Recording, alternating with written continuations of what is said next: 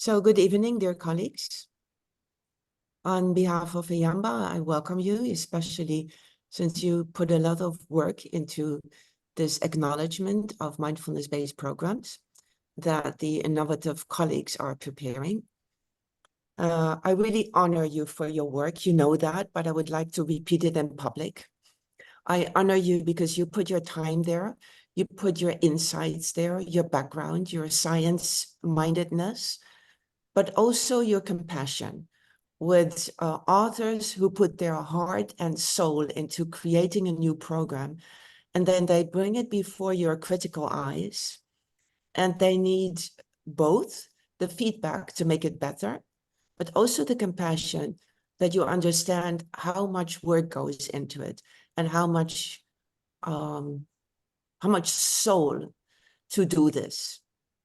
So when I read the feedback that you give, I see that you help colleagues in the professional way, but your style of communicating is very helpful. So thank you very much. Why does the eamba board think that your work is so important? We have discovered over the past years, especially since February 2020, that teachers are suffering from less registrations.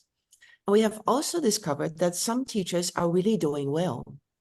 There are teachers who cater to a niche often where people are served who have been underserved so far, like adolescents close to a criminal potential, with a criminal potential, if I say that elegantly, people who don't speak English well, people who wouldn't find the way to a studio. So those people are doing well because they have turned from their studio and went into society and brought mindfulness into society. So what we are learning is that other than the 8-week course delivered in the studio, there is much more demand. But that demand maybe doesn't want to go to a studio. Maybe doesn't want to have an 8-week. And so eamba encourages, in the footsteps, by the way, of the Mindfulness Initiative, who created the Innovation Award. We really, really honor them for that. In those footsteps, we created that we want to give visibility to the programs that you acknowledge. So to everyone who listens or sees this, I would like to repeat, please remember the International Panel for the Acknowledgement of Mindfulness-based Programs, short IPA, is an independent group. You see them here: Barbara, Martin, Jem, Sophie, and Corinne. And they operate independently under the umbrella of eamba. We have welcomed them inside of eamba because we want that you do your work. We want to support it. We want to make sure that those MBPs that you evaluate, that they get out into the world. And whatever we can do, we will, to make them visible and support them. We have a few things in place to even help them to get on blended learning, to put them on social media, because it is important. And it is important because we want to serve the whole population, which is one way of creating mindful societies. So you, as team, you are of major importance. You're one of the pillars to create mindful societies. Not one size fits all. You help that there are many sizes, many colors, many tastes, many ways of delivering. Because mindfulness is not the teaching, mindfulness is the living. And the program is only the means for that. And if we can show policymakers and decision makers that there are really good programs out there, people will listen. So your work is crucial. And I will call on all potential authors who might be listening or seeing this, people who are working on this, please see this presentation. And then if you have questions, mail to us. Maybe 2 or 3 of us can get online and have a Q&A to answer questions that will not be answered in the presentation. But don't be shy. Step up. We are here to serve. And with this, I would like to give the words to whoever of you starts. Who is that? That is Barbara. And you will all take turns. And Karine will have the reins to present, and I will give you back hosting rights. Thank you very much for being here. Let's make this a joyful event.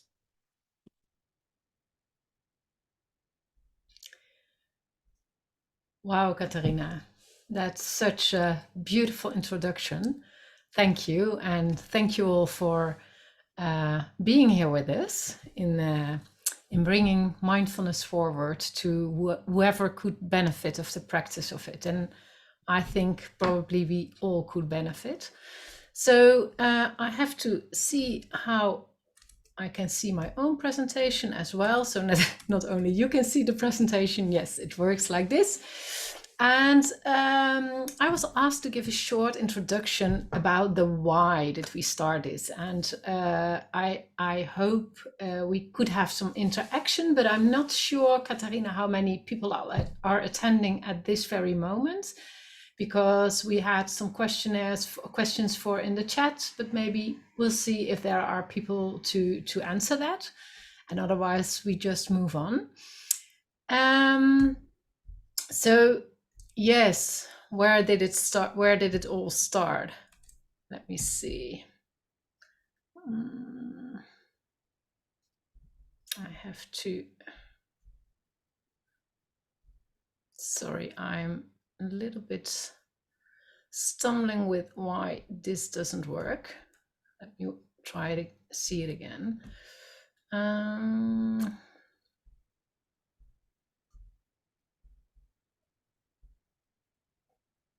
Probably.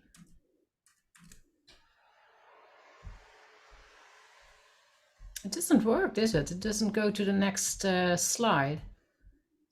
Karine, could you share my slides? And I don't understand why it doesn't work, so sorry about that.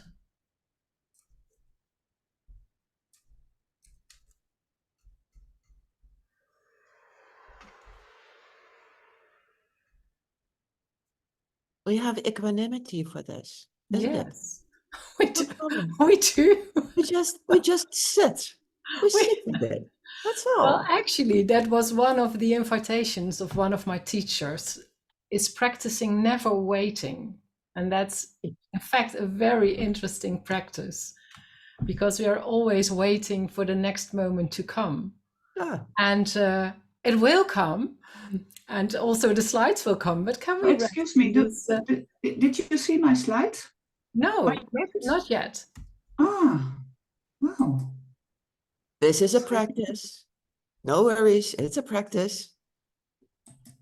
Yes. There we go. I have to make this one bigger from the beginning.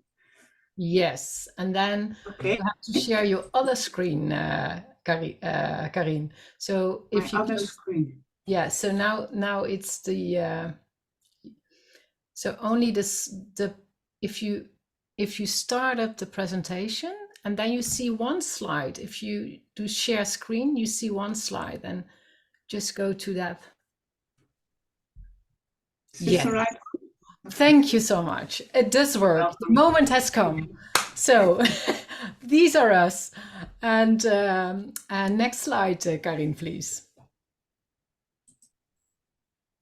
Yeah, so I'm not going to tell you something new probably, but sometimes it's good to really remember to go back to the roots and to the source where it all started, if we do know where it all started. So 2,500 years ago, there was a guy who already had some wonderful thoughts about sati, mindfulness, freely translated as present moment recollection. And then some 40 years ago, John Kabat-Zinn developed and introduced mindfulness-based stress reduction, as you all know. And after that, Williams, Teasdale, and Seagal further developed mindfulness-based stress reduction curriculum into mindfulness-based cognitive therapy for people suffering from depression. And all these men did an amazing job. MBSR and MBCT became the stepping stones for most newly developed mindfulness-based programs of the 21st century. And to be honest, I think we all agree, looking at these pictures, that diversity is a little low, to put it mildly. So next slide, Karin. So before I go any further, are there people to answer in the chat, Katarina?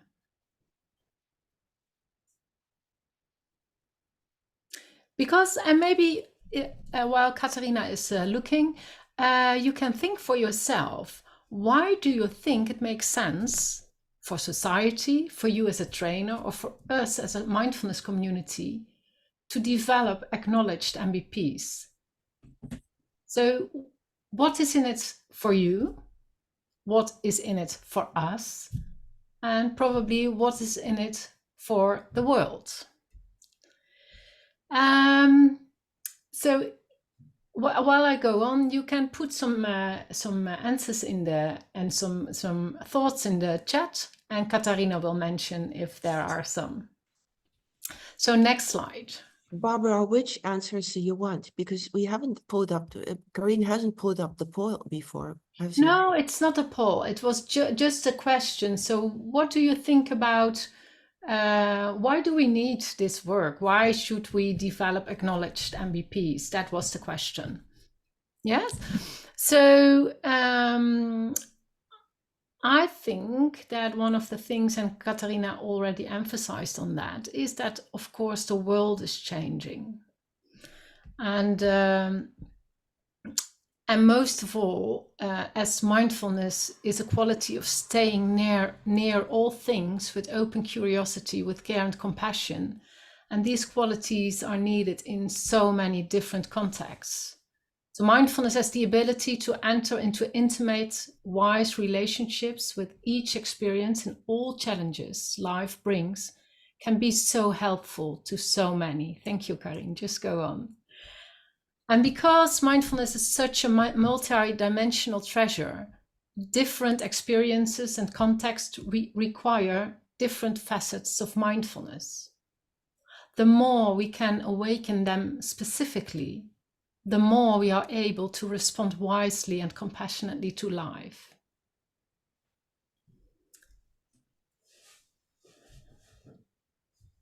And there is a downside on that as well. So, Karin, you can move on. Because what we practically heard, partly from research, is that and I will mention some letters, Karin, and every time I mention a letter, just go to the next word.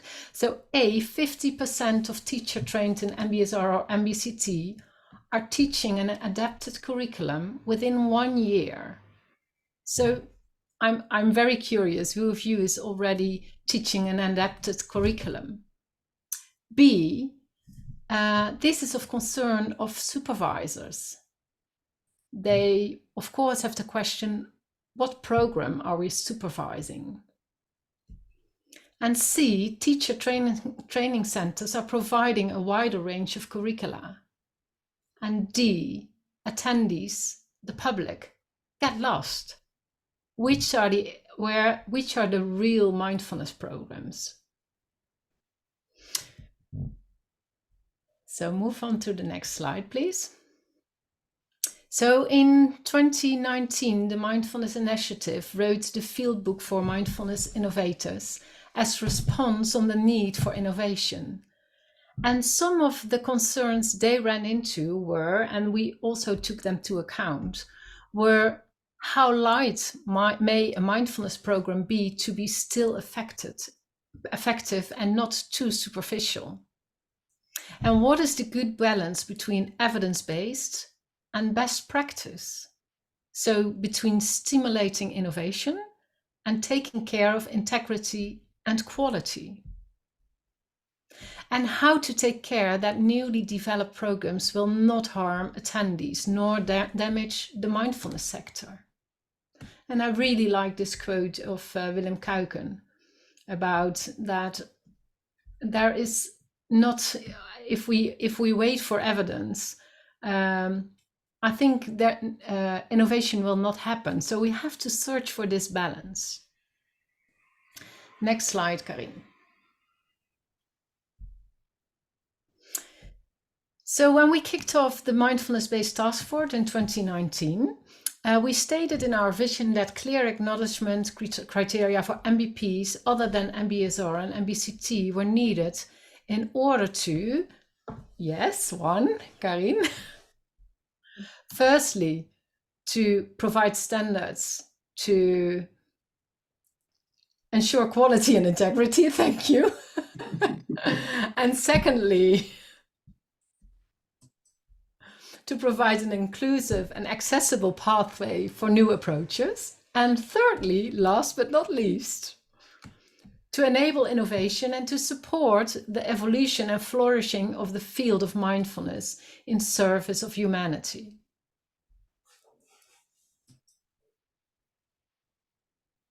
Next slide. So, guess, I would like you to guess how many programs you think that are already acknowledged as being an MBP. So, and you won this guessing game if you pointed 13. So there are already 13 programs acknowledged as MBPs. And you can look them up if you scan this QR code, then you land on the page of eamba, and there all the MBPs that are acknowledged are listed. So please be inspired. And then we would like to open up a poll, but I'll check Katarina again, because it only has used polling if there are people in the room. So Katarina, what do you think? We still have Divya. Yeah.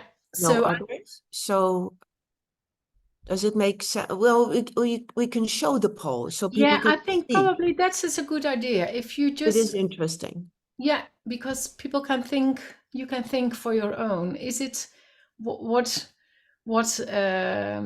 sentence does fit my ideas? So Karin, if you can you share the poll, or should I share it? No, the poll is not in my menu. So if it's in your menu, please. Let me see. I don't think so, but yes, I think so. Oh, it's still open. That's interesting, but you didn't see it. I'm going to open it again. You will have to share your screen because now Karin is sharing. Yes, okay. I'll share my screen.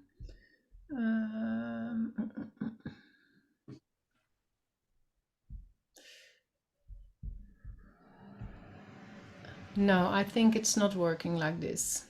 No. So I'll try to share the polling again, the poll again. Oh, I can see it also, Barbara. Shall I Yeah? try? Yeah. Okay. Masterclass. I'll share it again. Can you see it? I'll do it. I have it Yeah? here. Okay, Now, thank you, Sophie. Yeah. So I'll just call the statements. So statement 1, I'll have to make it a little bit bigger. The possibilities and target groups for MBPs are endless. So let's start and acknowledge as many as possible. Only programs that are evidence-based should be acknowledged. Are you? Do you think this is the case? Every MBP design should get an equal chance to be acknowledged. I have designed an MBP and would love to get it acknowledged. I have designed an MBP and I'm not interested to go through the procedure of acknowledgements. That can also be the case, of course. And please let us know, because we can only together learn and innovate. And it has no use to get more MBPs acknowledged for the same target group. For example, if you have an MBP program for organizations, do you think there would be should be the possibility to develop another MBP for organizations? And of course, MBPs for the same target group. Sorry, that was the same. It's no use acknowledge MBPs because teachers are changing them anyway. So maybe you think, why bother? Please let us know how you think and feel about this, because we really want to learn from you all, because this is for us all.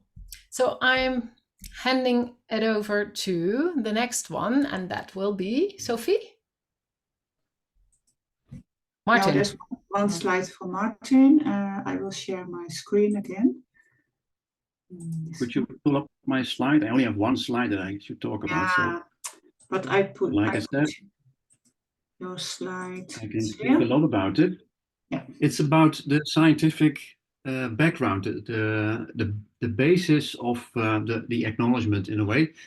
And you must have done this, some of you at least, from time to time, to look up how often research is about mindfulness. And you may have come across a graph like this, where you see a very steep increase if you look up the term mindfulness in, for example, a repository like PubMed, where all the scientific publications are available, where you can look up the term mindfulness, and you see that there's a huge increase in the number of publications about this topic. Up until now, it's almost 30,000 publications that are directly dedicated to mindfulness research. So including the MBCT, the MBSR programs, also other mindfulness-linked research, also in the biomedical field. This is a huge evidence base, and this is actually what a lot of our credibility hinges on this sound scientific evidence. It gives credibility to the field. So for us, it's very important as trainers to have acknowledgement from science. And you see this shift in the past few years, the past decades particularly, that we have earned this credibility also from society due to the fact that we have this evidence base. What we do now know is that there is a clear case of efficacy of the programs that we have looked in so far, so particularly the 8-week programs, MBSR, MBCT. What we do not know yet is why these programs are effective. We need a lot of additional research to make that a bit more clear. So we need to know more about the underlying mechanism. So we need additional research, even on top of what we already have. And why do I say this? If we want to adjust programs, we also should do that according to evidence, ideally. We can have also other good ideas from other sources, but ideally we test our ideas by doing proper scientific research to make sure that the changes that we make to a program indeed are evidence-based. So it's not really desirable to adjust programs based on your personal view only, even though you might have very good reasons to adjust the program. This can also be experiential insight that people have, which can also be the source of inspiration and about new ideas to do things a little bit different than programs in the past. But if you want to claim efficacy, you have to also put it to the test and to be active in research yourself. And if we would say to programs who want to be acknowledged, it's okay if you don't do any kind of scientific endeavor to make it evident that your program is effective. It would also dilute to some extent the evidence that we have. So ideally, the new programs also contribute to the evidence base by adding the scientific knowledge that they could gain from their program. And of course, this can be very difficult to pursue. Not everybody is a scientist, but we try to accommodate also those people who have the interest in becoming involved in scientific research. So it's not that only programs that have been scientifically tested can be acknowledged, but there should be a kind of an a priori intention to be engaged in scientific research as well, to add to the overall database that the knowledge base that we have. I think that's for now what I would like to say about this particular slide, and I will hand the microphone or the floor back to, I'm not sure, Sophie? Yeah, I think so. Thank you, Martin. That was really helpful. Okay, so yeah, Corinne, will you continue the slides, or should I take and share the slides? You'll continue. Yeah, It's okay for me, but that's what fine. what you Yeah, like, I Sophie. wonder maybe if we just take a pause, just a really brief pause. We've just had lots of information, really, really helpful information, lots of sort of thorough thinking around these issues. So maybe just taking just a few seconds just to allow it to land and settle. So do that in whichever way serves you best. You might want to stand up and stretch your body. You might want to just take a few breaths.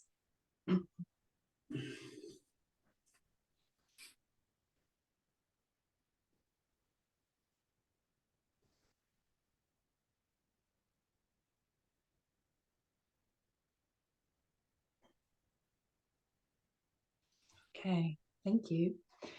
So I'm going to say a little bit now about the approach that we took when we took on this endeavour to explore what it might mean to develop a process to acknowledge new mindfulness-based programs. And so that process was begun in 2019 when VMBN reached out to various other professional standards bodies to ask for support in this development process. This was an intention of VMBN had, and Gemma, who's present here, myself, representing BAMBA within that process, alongside various other colleagues, Gemma Griffiths, Tim Sweeney, and other people from BAMBA have been involved in the process.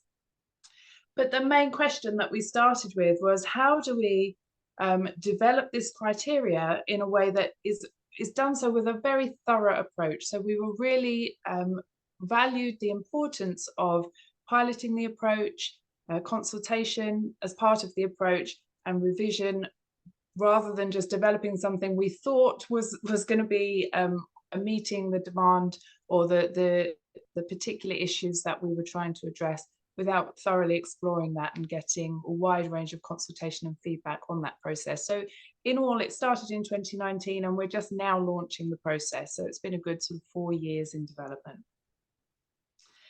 The key consideration that we had when we started this process, and this has already been alluded to by Barbara and by Martin, it's how it was really, we really wanted to think through how can we, as a professional standards body, support what is essential in upholding the integrity and the quality and the safety of mindfulness-based programs that we are recommending to the general public, without limiting accessibility or innovation, and really recognizing that there's these new and wonderful different approaches, and Katarina mentioned this right at the beginning, that are so needed.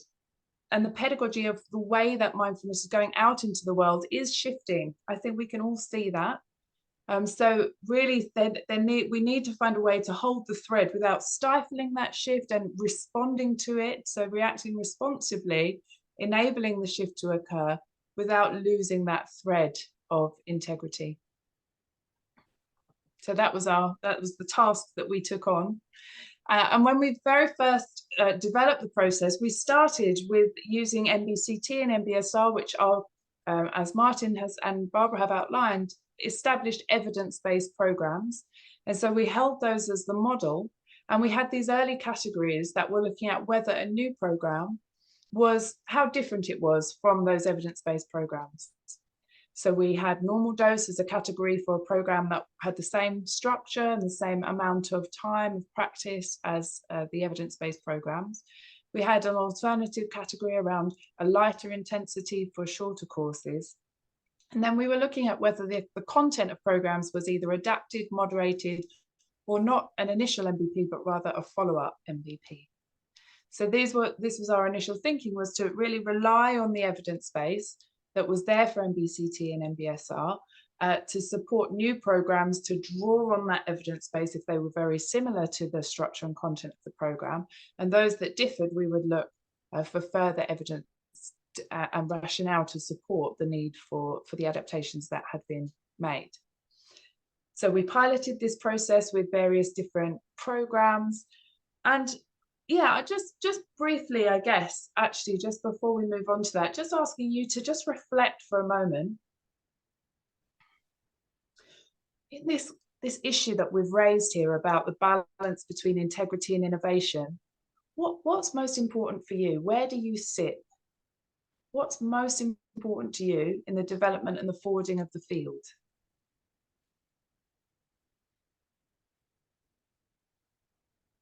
Yeah, it's not an easy one. It doesn't have an easy answer, as we discovered. Yeah.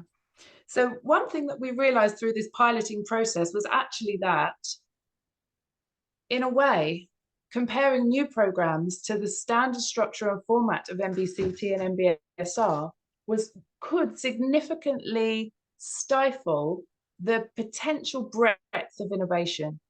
So we really went back to sort of key papers that were looking at the pedagogical approach. So the research that looked at the pedagogy of teaching mindfulness, and we asked ourselves, what is a mindfulness-based program? What is most important to be included to make a program mindfulness-based?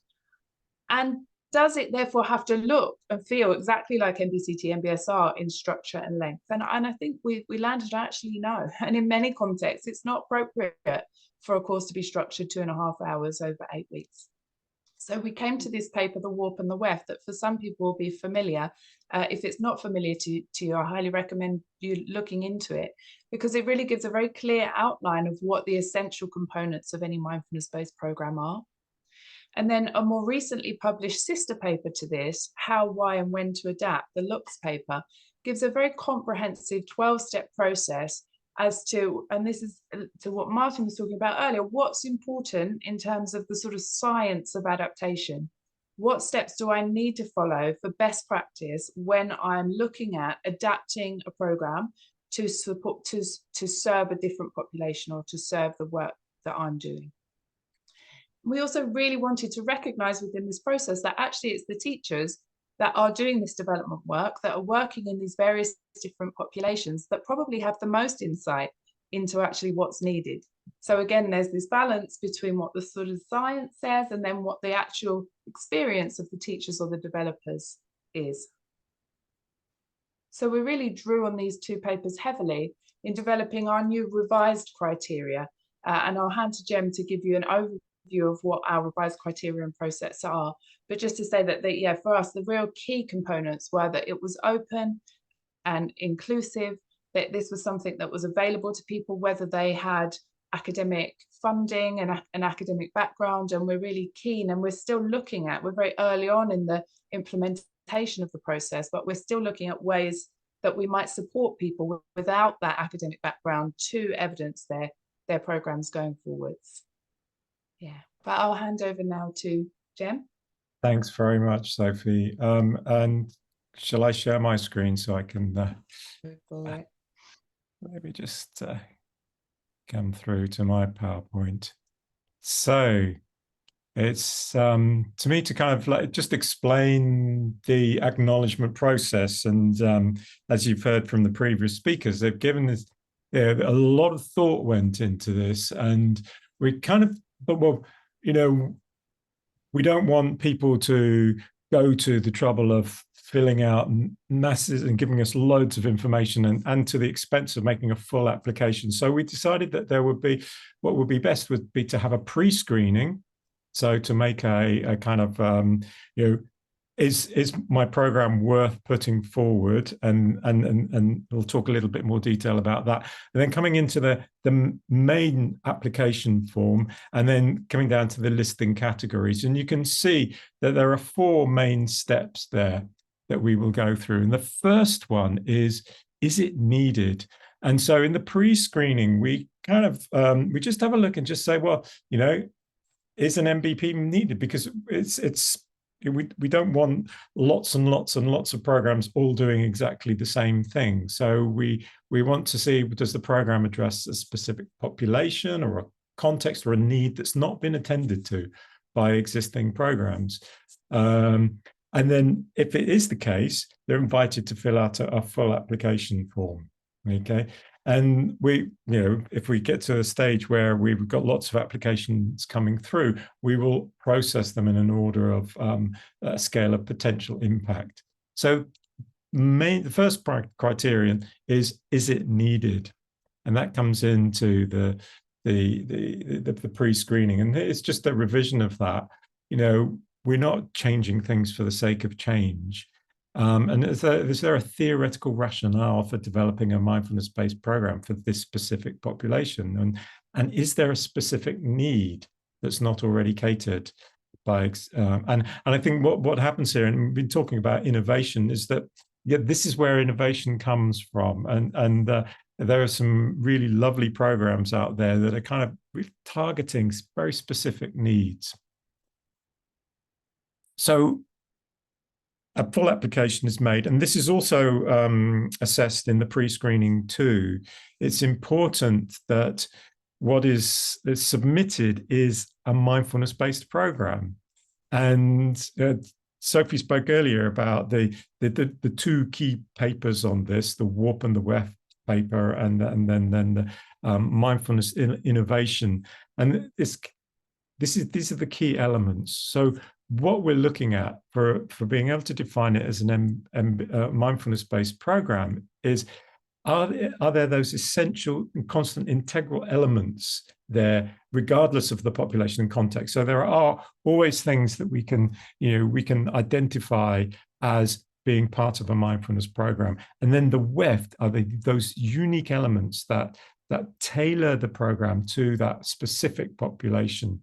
And again, these are the two papers that really, if you're not familiar with these, I really recommend you read them through, because they do give very, very sound grounding on why it is a mindfulness program. And then with a mindfulness program, how can we adapt it?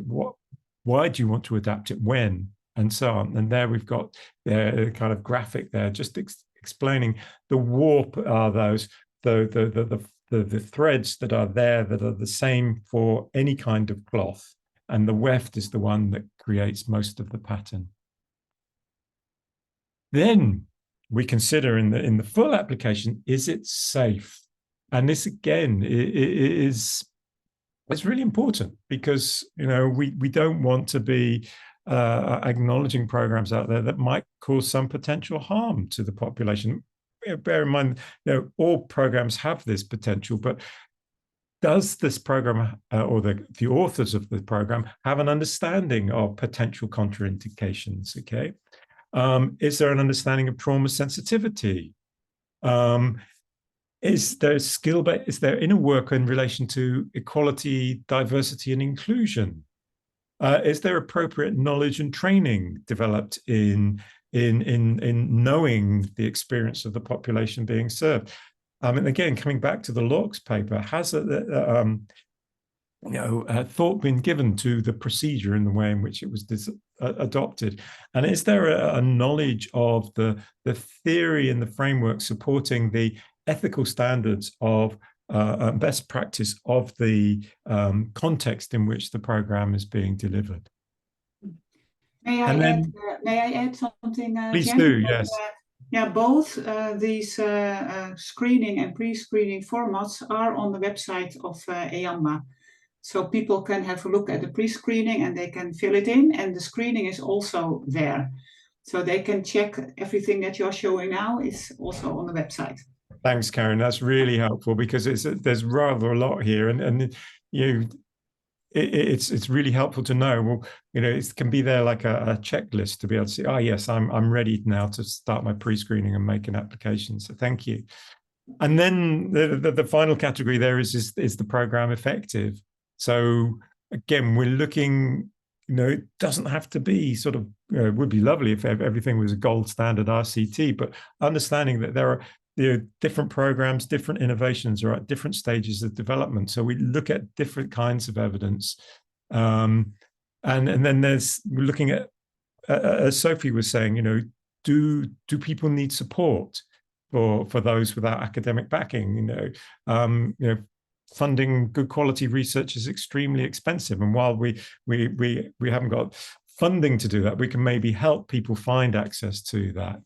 And then there's the recognition categories that we've got: established evidence, so that's based on the evidence that is there and out there in the field, and emergent. So this, what we're looking for here is this kind of willingness to engage with, and Martin referred to this willingness to engage with research into the efficacy, the effectiveness of your program. And then the International Review Panel represents a range of ways, okay? And it's a way of knowing the nature and the value of different mindfulness-based programs. And that is it for me. I think I'm now handing over to... Sorry, someone, was it to you, Sophie? I think that draws the presentation to a close, Gemma, actually. Oh, does it? Oh, sorry. Yeah, I went really on. helpful.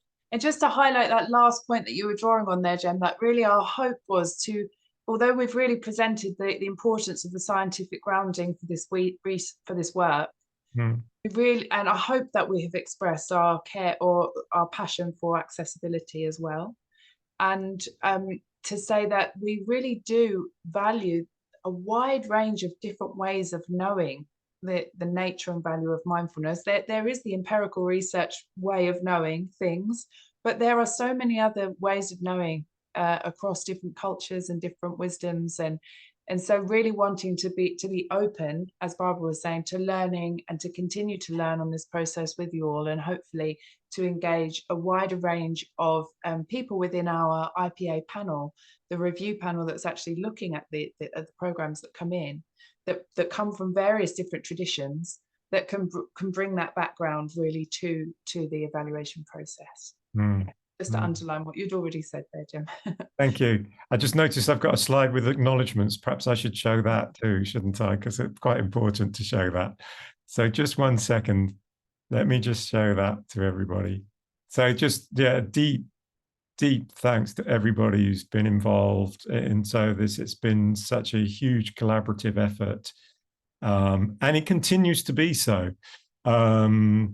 You know, we have this process in place, but it's like we said, it's not written in tablets of stone. It's a consultative, collaborative process. We think that we have a system and a process that is pretty robust, and as Sophie outlined with the efforts that went into it, and Barbara talking about the why of it, and Martin talking about the science behind it, that we've got something that we're pretty, it's pretty robust. But yeah, there's always a chance to innovate and to bring new ideas. And so, thank you.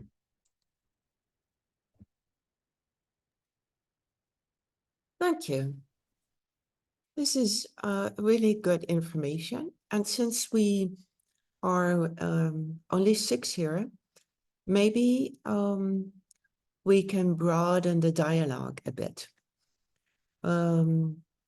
I've seen many of these things, but I have experienced that there is something like an upward spiral.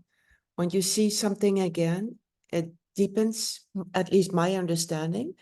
And I see it maybe from a different perspective. And today, one of those things that struck me was your slide on the different MBPs, like the degree of change. Could you maybe take back that slide? Corinne, do you know which one I mean?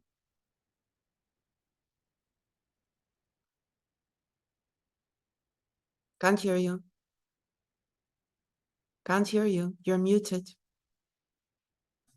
Sophie, could you still join, because I left it out of my presentation here. Katrina, do you mean the slide where we looked at the ones that we reviewed in the pilot? No, it is a slide where you define 5 or 6 types of MBPs, In the I think initial, on the degree of change. Like the adapted and the yes, this Yes, one. there it is, number 19. Number 19, yes. So it is indeed 5. I thought 5 or 6. So this is really, really important, because when we look at how to create mindful societies, we see that the 8-week program is transitioning into a niche, and that maybe other ways of intensity, of delivery, where, when, how much, how long, are also taking space in the market. So if we look here, the last one is a follow-up, but the 4th is a moderated MBP. Sorry, Katerina, that's my fault. There. Well, you probably know this by heart. I just wanted to bring your attention to which information I was looking for. Mm-hmm. So,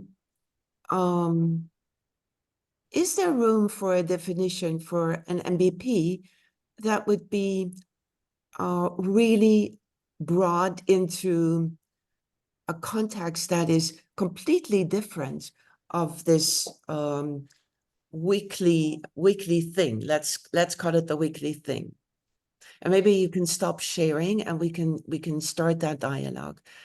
And if my question is not so clear, maybe you can help me clarify the question, or I can try again.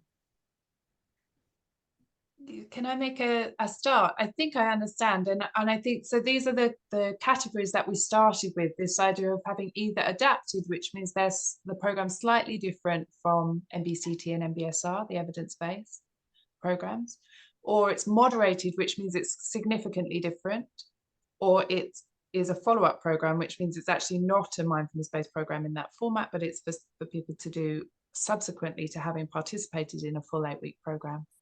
So we let go of these categories through the pilot and consultation process in recognition of the fact that they were potentially limiting the breadth of innovation that is out there, because, you know, in years to come, it's not to take away from the absolute essential nature of these core root programs, because they do have the evidence base. But in years to come, it could be that the way that we bring mindfulness into the world, the pedagogical approach of the way that we are offering and integrating mindfulness in various different approaches and different techniques and different modalities, looks very different from these programs. And we wanted to create a process that had longevity and that enabled rather than stifled innovation. And so we moved away from those categories and landed on recognizing a program, as long as it was mindfulness-based, safe and effective, as either having emergent or established evidence base. And so those are the two potential listing categories at the bottom there now. Okay, I now get it, because we also put that in the table. So in the table, each program has ticks a box, whether it's emergent evidence or established evidence. I get that. And for everyone who looks at that table, you will see that each program has a box there. It means that these two approaches are not combined anymore. This is the outcome we are looking at now. And it doesn't matter.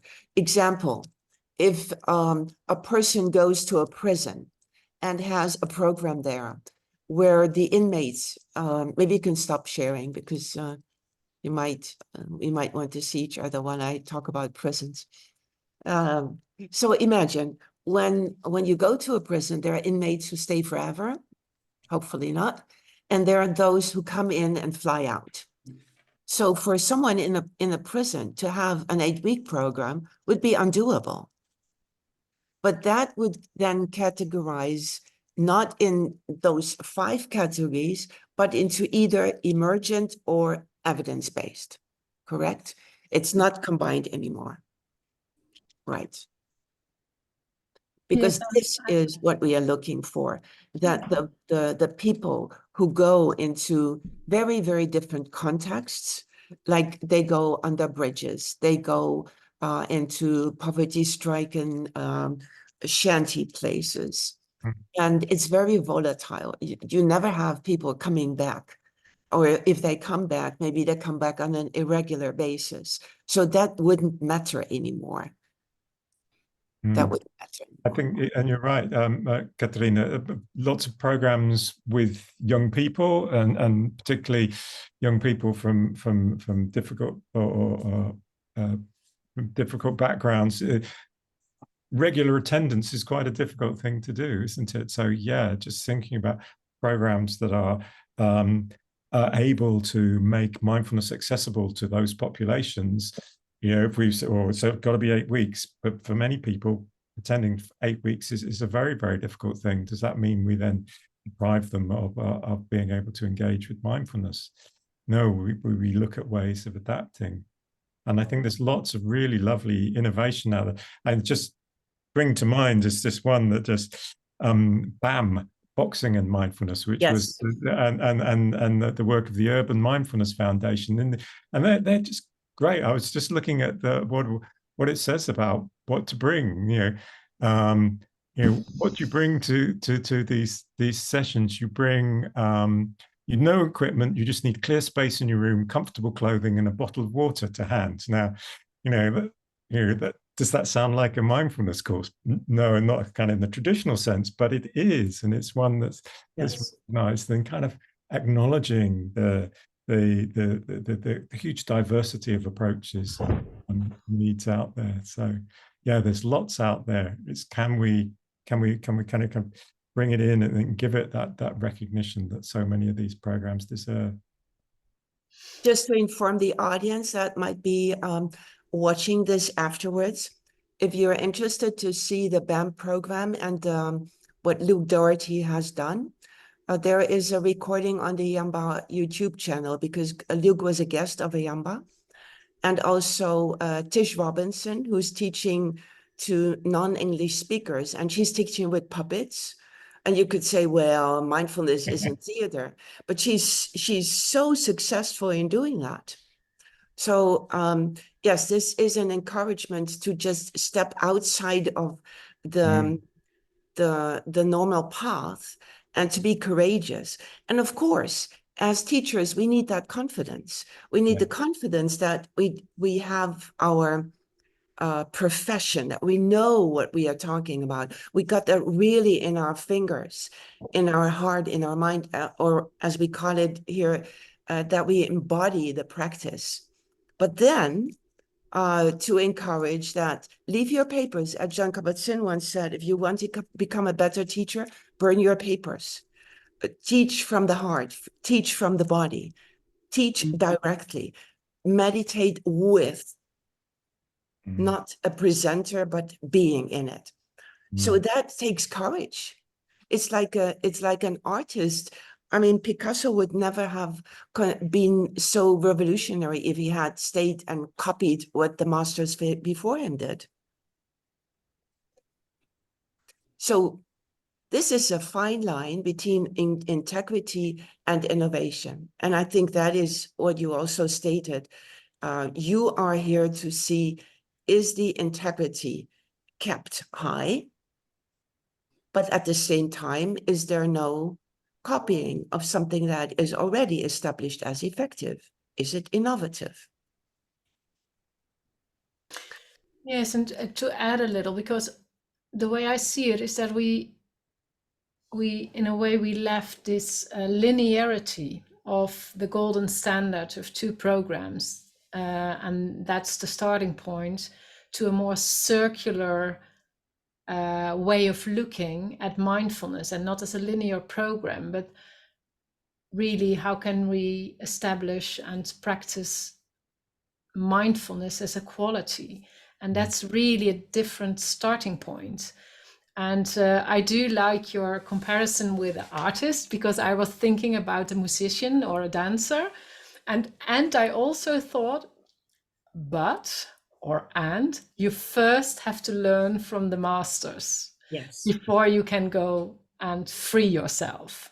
So before you burn your papers, study, practice, and I think that's the dialogue we have to have as a community, so that we become not closed and not curious and saying this is the right way to do it, or to practices to be really open and inclusive and diverse and creative and co-creative, and at the same time honoring these really old contemplative practices that has been practiced for ages and has such depth in it.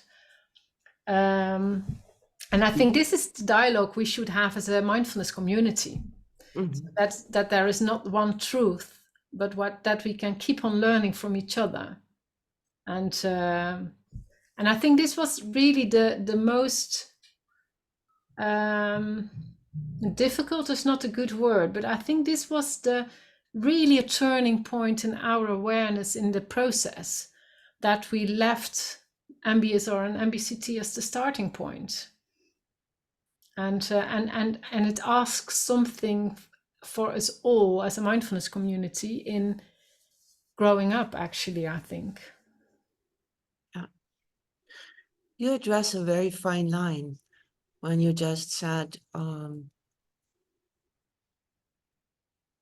this, because actually with the evaluation, we offer a judgment.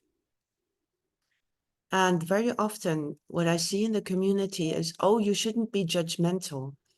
Well, that part I always understood as not being judgmental about one's experience, but the discernment that you, with your evaluation process, bring is something else than being judgmental, is discerning whether all those criteria are met. And if so, you offer your compassionate feedback. It's not to say you're right or you're wrong. Absolutely. And I think I always say feedback is starting a dialogue, and nothing more than that. And especially the word discernment I like, because I think a very, very important part of mindfulness is wise discernment. What is skillful, what is not skillful, what is helpful, what is not helpful, what is compassionate, what is not compassionate. And that has nothing to do, in my opinion, with being moralistic or telling each other what is good, but this is the practice of real integrity of our own hearts and meeting other beings within their own hearts, and have the courage to really look and look again and look again.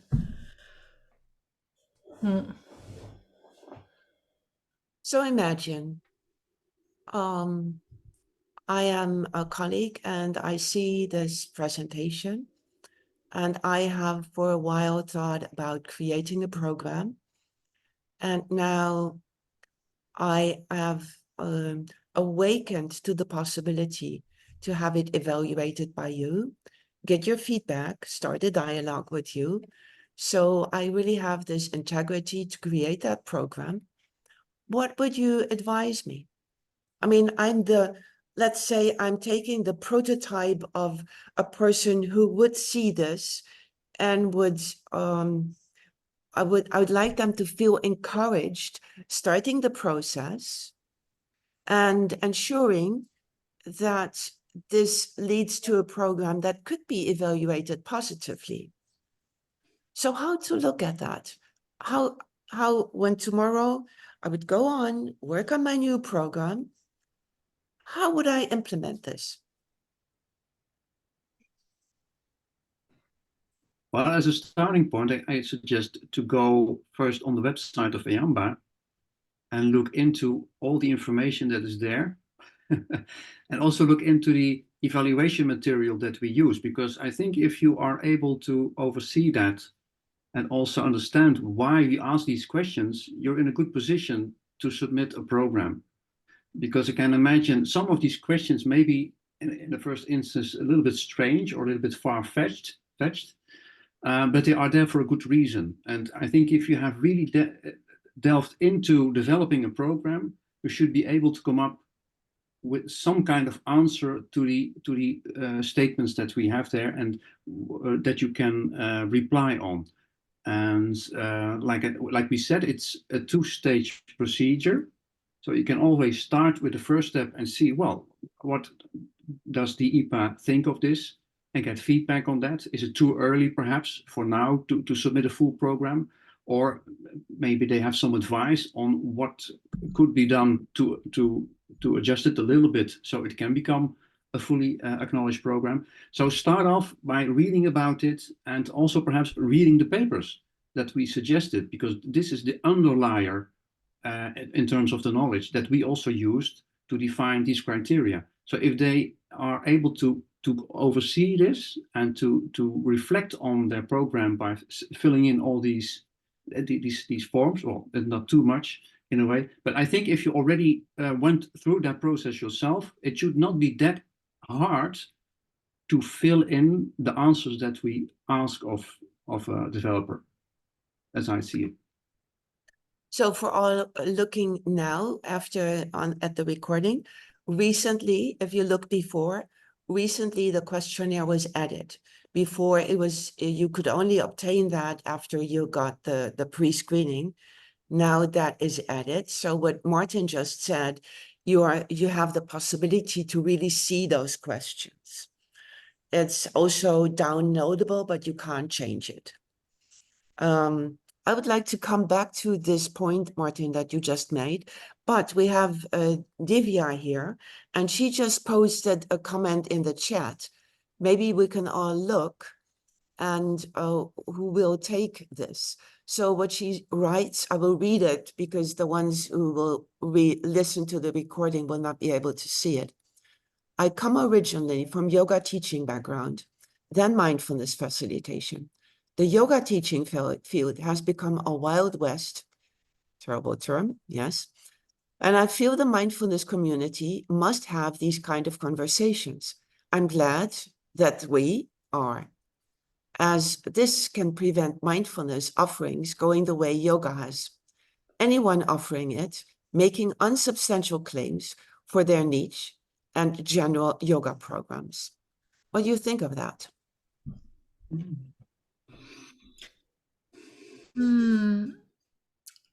In a danger zone. Shall I give my first reaction? And it's really on a personal account, because that's probably good to mention. First of all, I really feel what you mean, Divya, and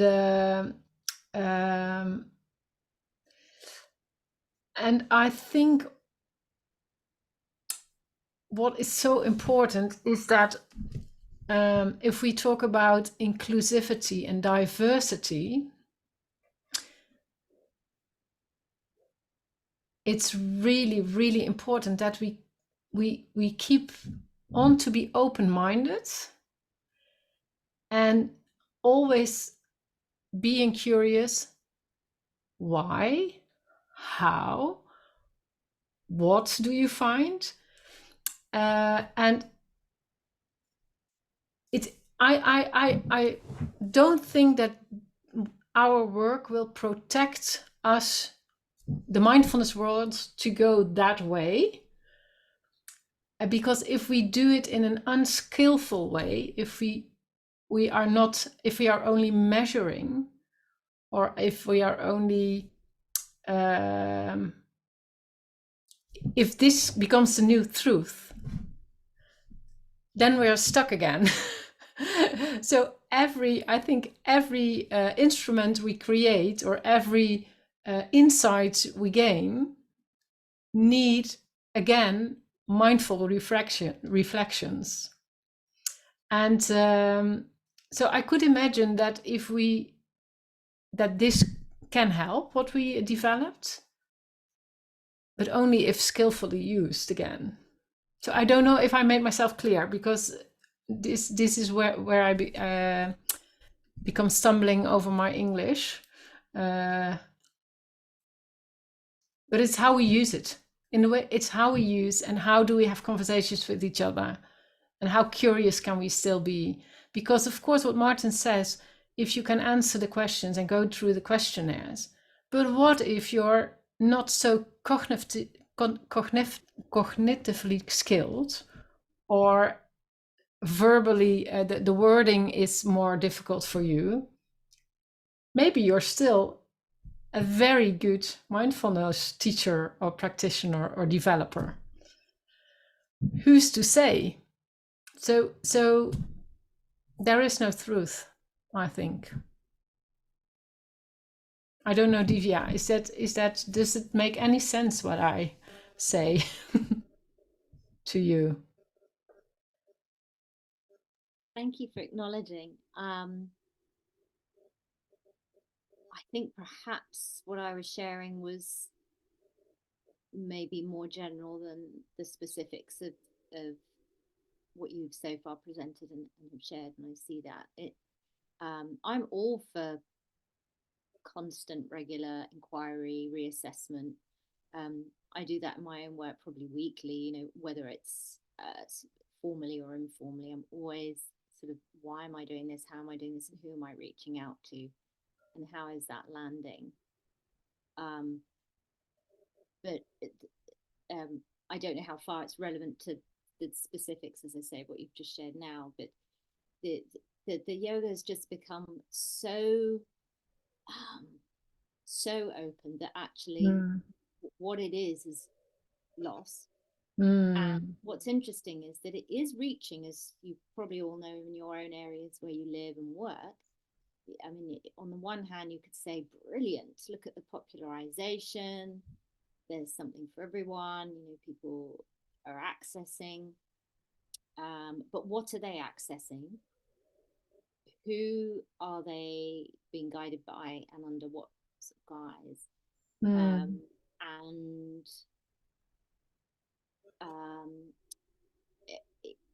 I mean, are we just saying, well, you know, are we putting access over, you know, the intention and impact and integrity of the practices? What they do share is mindfulness has been secularized wonderfully. Where the yoga comparison is maybe different is that yoga is a spiritual practice, and that there wasn't a concerted effort to, you know, take out the spirituality and just make it a physical practice. That's a whole other debate. That's where I'm coming from. But in a very sort of brash example, you know, it used to be you had to do a certain course with certain qualified teachers, and then even a gym would need all of that recognition for you to then come in and offer your services. But now you can go online, you know, there's no checking. You can say, you know, on your webpage, mindfulness does all of these things, and then just go out and deliver it. And you know, it's and I'm definitely not some purist or conservative, you know, who's saying this is how it should be, and you know, the 8-week program is the only way it is. I love the artist analogy as well. You know, you learn your skills and then you move on from there. But how, it's very tricky. Yeah, it's very tricky how you maintain intention, integrity, standards, whilst making things more accessible. It's yeah, absolutely, the discernment's there.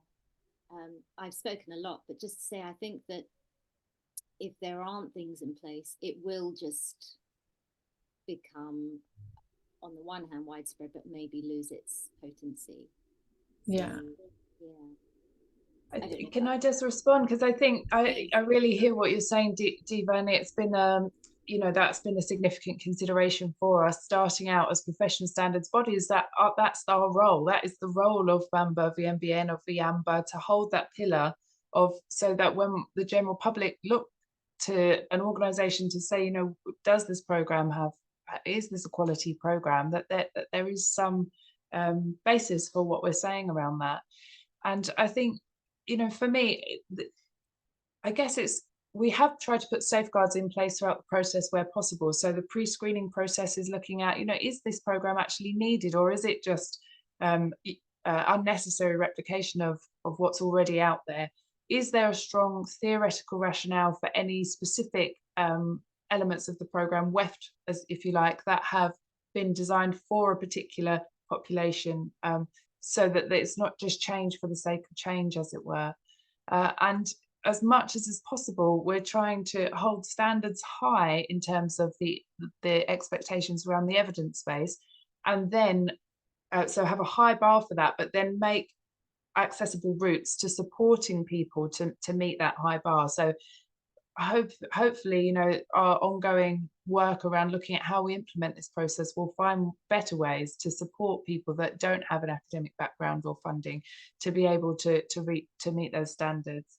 And yeah, I guess just to say that the field generally, I think, is that this is happening anyway. So if we didn't attend to these questions, or we didn't put any sort of process in place, this is happening. People are adapting because people that are delivering programs are recognizing in their own experience that the evidence-based programs are not meeting the needs of the populations they're working with. So they are adapting in various different ways without any sort of recognition.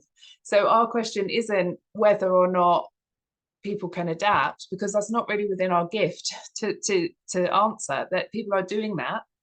So it's like, how widely can we put our arms around that? And at what point are we saying you're sort of outside of our process and you're in, or, you know, and who are we to put that barrier in place? So our hope is to put our arms as widely as possible around all of the innovation, and for people that potentially are adapting in ways that maybe could benefit from more evidence-based support, we can bring them in and support and offer that support, find ways to offer that support. That's the hope. Beautiful, Sophie, thank you.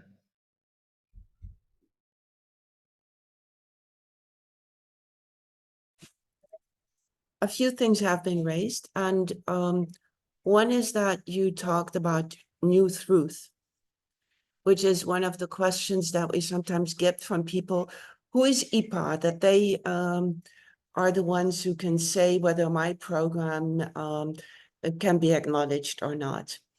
And you, Martin and Barbara, very nicely answered that question without even having that question on the table now, but we can repeat that. You gave an excellent explanation of how you look at each program individually, and that you don't have this, you could even say arrogance of that is the truth, but you labeled it as the start of a dialogue. But there are a few criteria that you do that are possible to see, and you could say, yes, that makes it a program that we want policymakers, decision makers, the general public to know. If you take that program, it's safe. That is one of the most important things that decision makers would look at. So this is also why eamba wants these programs under the eyes of decision makers, so they can choose those programs that you have labeled as safe.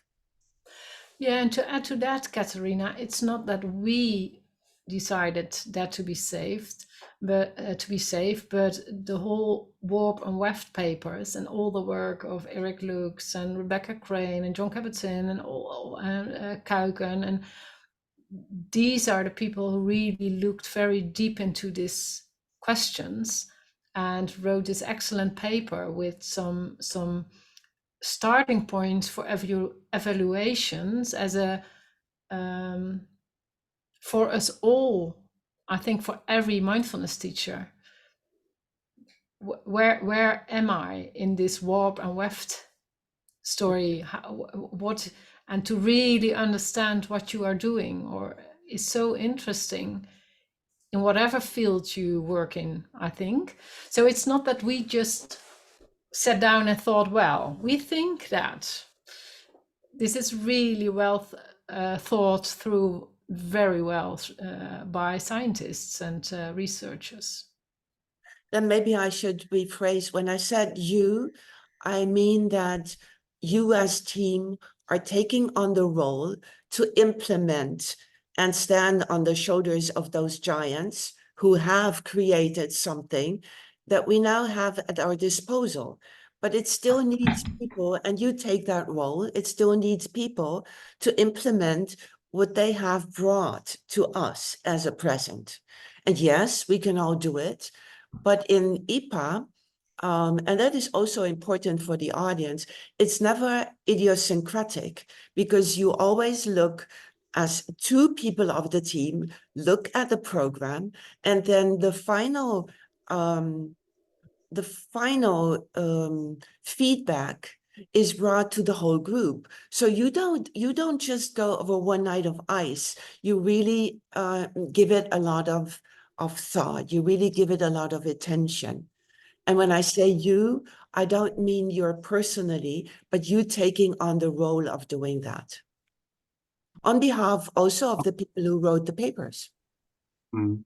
Yes, Martin. Well, our intention, at least for the programs that we have done so far, is particularly to give that kind of feedback so people understand why the program that they have developed is not yet at the level that we expect, so that they indeed also understand that. So it could be possible that in a certain example we cannot explain it in such a way that a person indeed also complies with it or really understands it. But so far, I think we have tried that and also got the feedback back that indeed people who did the first step, so did the pre-assessment, for example, and didn't go through, understood why the program that they submitted was not yet sufficiently developed to go through the whole process. So based on that, we also think, well, indeed, like Barbara suggested, it's a kind of a dialogue. We also like to hear back from the people who apply, if they then after this process understand what should be the next step for them to take the program further. So programs are always under development, and sometimes people need also some information back to know where to go from there. So that's also where the IPA perhaps could play a role in. And if there's any doubt about the way that we look at the program, we also have the rest of the group to fall back on. And we could even also ask the opinion of experts in the field to help us with very difficult applications, if there are any. So far, that hasn't been done, but that could be the case at one point, that we also go back to people like John Kabat-Zinn even, to have his thoughts about a certain step that we are expected to take. Yeah. My fantasy is creating a mentoring program. So maybe that is the next step. But just to share, you just said you wanted feedback. There was a recent pre-screening that IPA did. And the feedback was that it was not really the kind of program that is described. Now, your feedback was immensely valuable to that group, because within the group that created the program, there were different opinions. And now from outside, there came feedback which supported the differences they had within the development group. And it helped them immensely to not get into a conflict with each other, but to see how they could, well, let's say how they could use the room for improvement. And you were really instrumental to keep them harmonized, but at the same time, name the hard truth that the program was just not ready for evaluation, in the sense that it could have been acknowledged. So also that is value creation, because it can help not only make a better program, but it can also help make a better team. Well, that's very good to hear. We didn't get that feedback yet, but it's very, very good to hear. Thank you, Katarina. It's inside feedback, and I won't name, but just to say, and for audiences to see, this is also a possibility. If within a team you're not sure, or you have different opinions, this is a way to get an outside, like a doctor, to get a second opinion. How should we proceed? Yeah. And that comes close to that mentoring program that I that you inspired me to think up. Because that could really be something that helps people to create something that is valuable and that can be put in before the eyes of policymakers and decision makers. Yes, I'm aware of time, and so are you. And I'm very, very grateful. And I think the audience who has the chance to see this will also be. Let's take it from here. You made a few promises. Sophie, I have I to just, want to I know say. you can tell. I just have one thing to add to Martin's very helpful reply, and that was to say that if anybody is interested in joining the panel, because really one option is to go back to experts of the field and the giants whose shoulders we're standing on, and also to go to the actual developers of programs that are developing grassroots work in various different populations. I'm also very aware that there's a stark lack of diversity within our panel here, particularly, whilst there is diversity between us, there are also areas where we're non-diverse. And so if there are people with a range of different backgrounds and ways of knowing, the value of mindfulness-based programs, please let us know, and would be great to have a broader range of input into the panel. So please, dear colleagues, hear the invitation to this adventure and step up and join this group. I mean, you are also in a group of experts. I heard you present during the PowerPoint. We've got good people here. Thank you very much. We'll post this. Be well. Thank you. It was such a pleasure to share the room again with you all. Yeah. Thank you. Thank you, everybody. Thank you very much. A Lovely huge to see you. respect and appreciation to eamba for implementing the process and for seeing the value and all of the work that Karine and Katerina have done in support. And you are eamba. Yes. It's out there. We are eamba. Together, only together we are.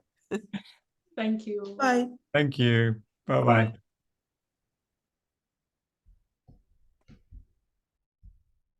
Oh, zijn ze nu allemaal weg? Nou, dan gaan we ook maar weg.